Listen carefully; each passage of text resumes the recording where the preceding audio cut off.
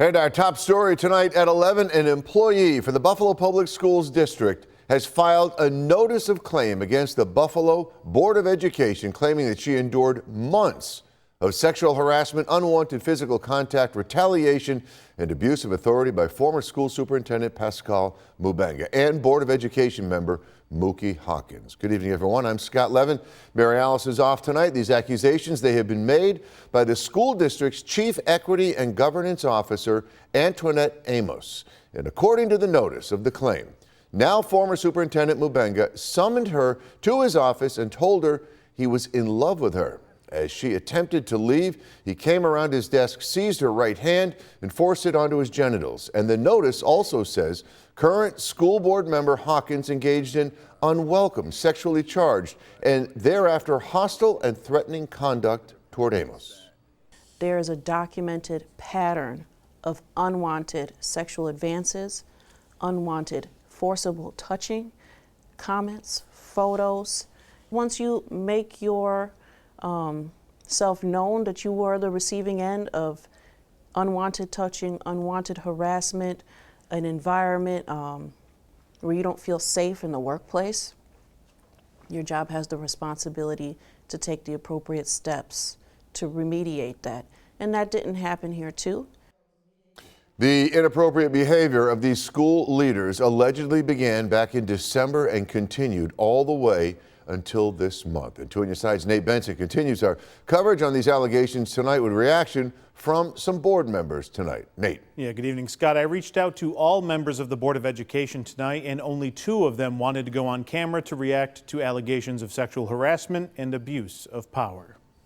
Reaction to the allegations that former Superintendent Dr. Pascal Mubenga allegedly sexually harassed a cabinet member for more than 6 months, and board member Louis Mookie Hawkins also allegedly sexually harassed, intimidated, and retaliated against that same employee, has been met with strong condemnation from current board members, former board members, and the Buffalo Teachers Federation.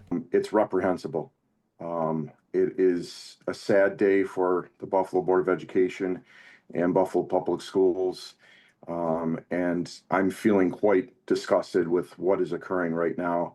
But for a woman working in City Hall, and this is occurring by the top, it's inappropriate and it's disgusting. Unacceptable. It does erode trust. It does erode confidence. There's always a fear of retaliation when somebody reports something. I was more disgusted, if anything, if I had to pick an adjective, but not necessarily surprised.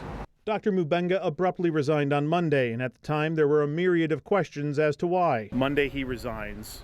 Now, Thursday morning we've got these bombshell allegations. Did you think it would have escalated to this based on what you learned on Monday? I did. Yep. And the minute some of these things were presented to us, he was gone. And we did everything that we could to ensure the safety of our employees in this district. Another part of this ordeal for former board member Cindy McGacken is the initial sexual harassment allegations that were reported against a board member in early June. We now know that the alleged board member is Louis Mookie Hawkins, according to the notice of claim. However, details weren't shared with the whole board back in June. Part of my frustration prior to my departure from the board was not a clear understanding as to what those allegations were, how many of them there were, exactly when information was brought to us, and frankly, very little information given to me in order to make an informed decision. But Hawkins was allowed to continue board business after the allegation was made, and even voted on the law firm that was retained to investigate the allegations against him. How was that able to fly? It sounds very fishy. Those are questions that have to be directed to our board president. She is the one who is in charge of executive session. I don't make those decisions, but it does sound fishy. Do you think it was done by the book? I don't know if I can answer that question. That firm was not properly appointed. We did not take a public vote, and we were told by the board president that the accused board member would not participate in any discussions regarding the sexual harassment allegations toward a board member, and that board member did.